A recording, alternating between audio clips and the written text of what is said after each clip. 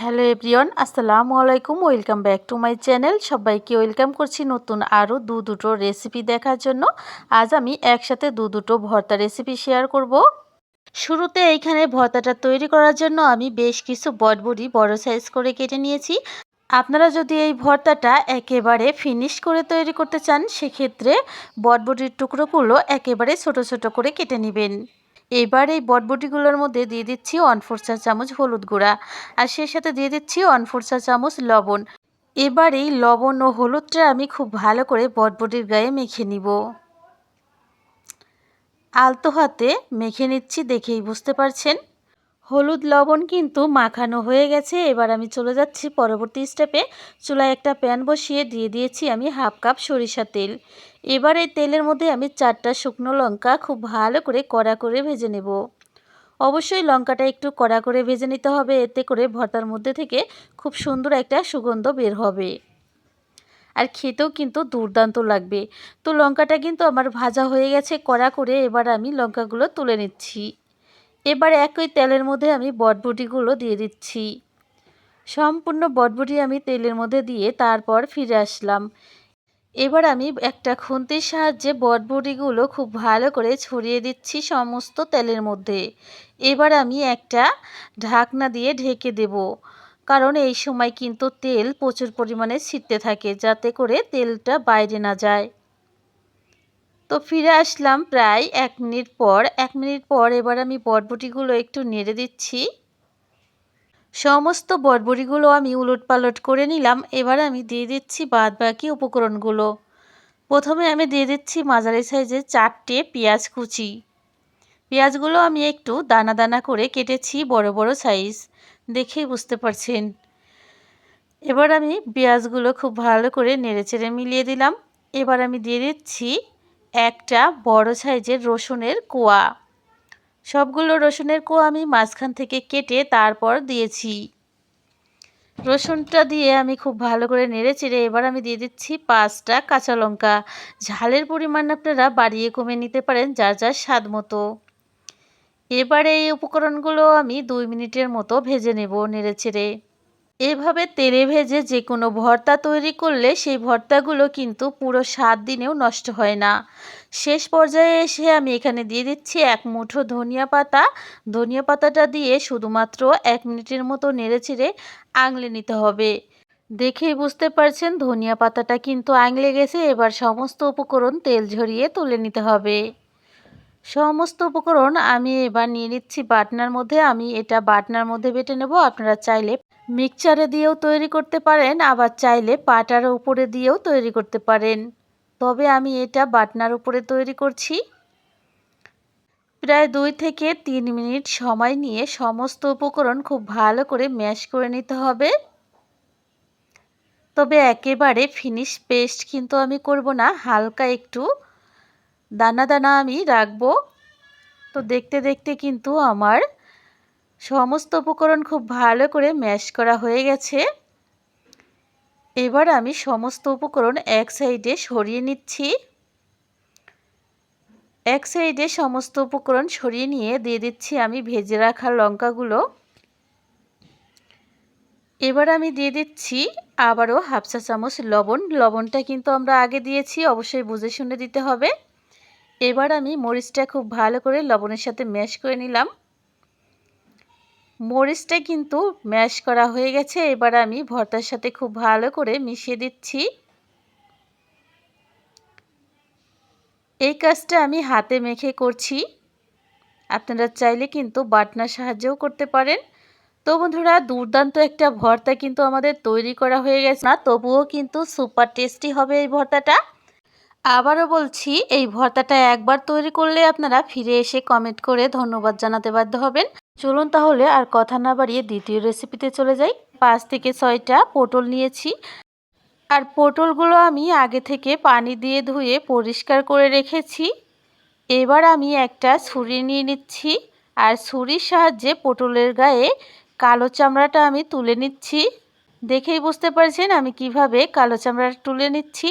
আপনারা চাইলে কিন্তু এই কাজটা বটি দিয়েও করতে পারেন। ঠিক সেম প্রসেসে এক এক করে সবগুলো পটল কিন্তু আমি এইভাবেই পরিষ্কার করে নেব। এক এক করে সবগুলো পটল পরিষ্কার করে নিয়ে তারপর ফিরে আসলাম। এবার আমি একটা বাটিতে করে বেশ কিছুটা পানি নিয়ে নিচ্ছি। এই পটলগুলো এবার আমি পানির মধ্যে দিয়ে খুব ভালো করে পটলটা আবারও ধুয়ে নেব। পটলগুলো ধুয়ে আমি হাতে তুলে নিচ্ছি। এবার আমি পানিটা পরিষ্কার করে নিচ্ছি। আর পটলের খোসাগুলো কিন্তু পরিষ্কার করে নিয়েছি। এবার আমি পটলগুলোর দু সাইড কিন্তু খুব ভালোভাবে কেটে নিব। কেটে নেওয়ার পর মাঝখান থেকে ঠিক এইভাবে ফেরে মাঝখান থেকে আরও একটা খণ্ড করে নিচ্ছি।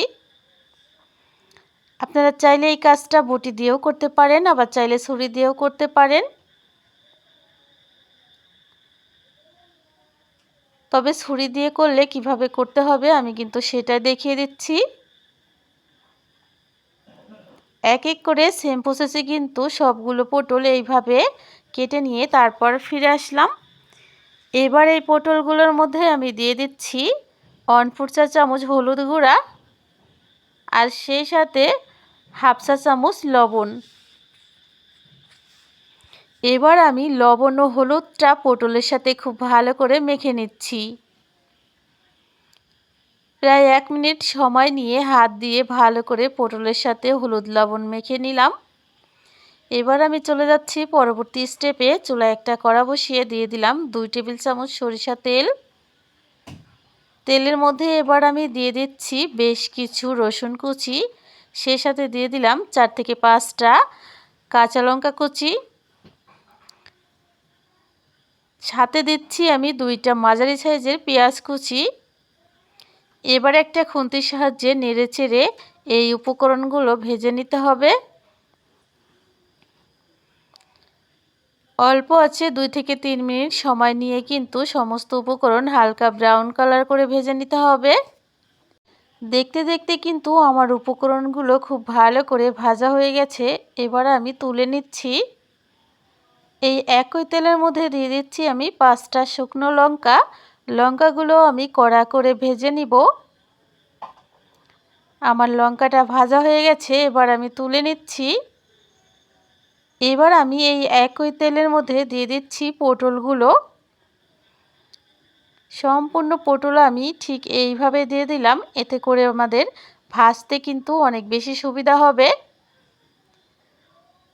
আপনারা চাইলে নর্মাল পটল যেভাবে ভাজেন সেভাবে দিয়েও ভাজতে পারেন, তবে এভাবে ভেজে নিলে কিন্তু অনেক বেশি সুবিধা হয়। কোনো পটল কাঁচা থাকার সম্ভাবনা থাকে না। প্রায় 2 মিনিট মাঝারি আঁচে জাল করার পর আমি একটা একটা করে উল্টে দিচ্ছি। পটলের পেটের দিকটা কিন্তু খুব সুন্দর করে ভাজা হয়েছে, দেখেই বুঝতে পারছেন। আর পিঠের দিকটা 2 মিনিটের মতো ভেজে এইভাবে উল্টে পাল্টে খুব ভালো করে নেড়েচেড়ে আমি মিলিয়ে দিচ্ছি। তো আমার পটলগুলো কিন্তু ভাজা হয়ে গেছে।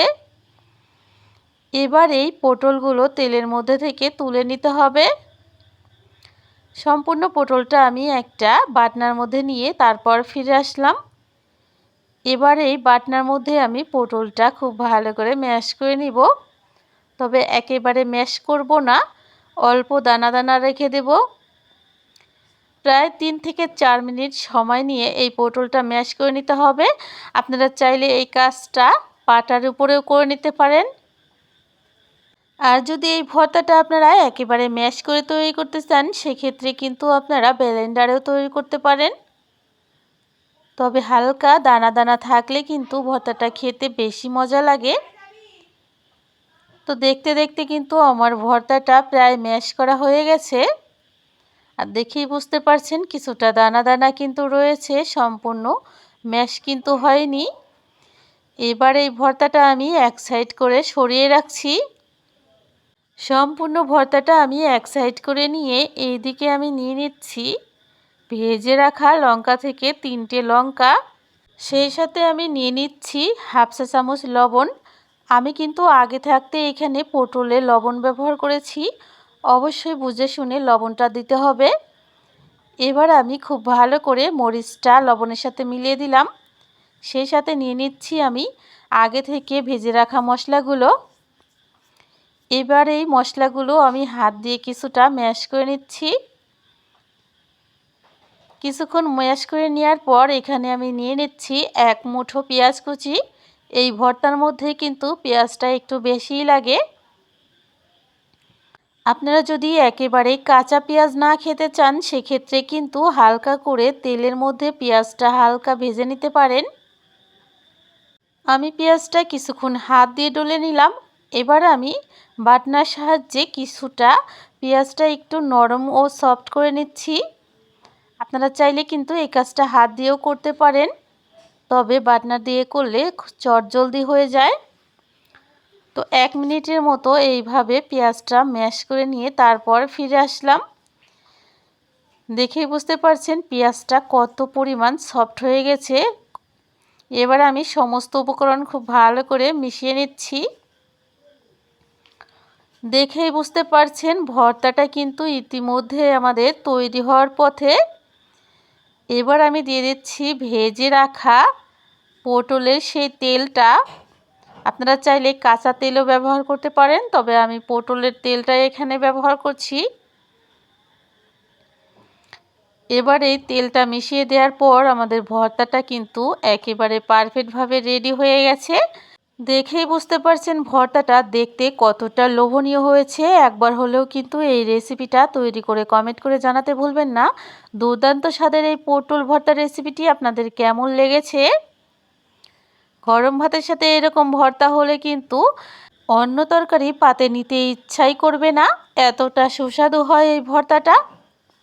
এই ভর্তাটা গরম ভাতেও যেমন খেতে মজা, সেই সাথে পান্তা ভাতেও কিন্তু দুর্দান্ত টেস্টি হয়। একবার হলেও রেসিপিটা ট্রাই করে কমেন্ট করে জানাতে ভুলবেন না কেমন লেগেছে এই রেসিপিটি। আজ এখানে বিদায় নিচ্ছি, দেখা হবে আগামী পর্বে। সেই পর্যন্ত ভালো থাকবেন, আমার জন্য দোয়া করবেন। এখানে বিদায় নিচ্ছি। আল্লাহ হাফেজ। আসসালামু আলাইকুম।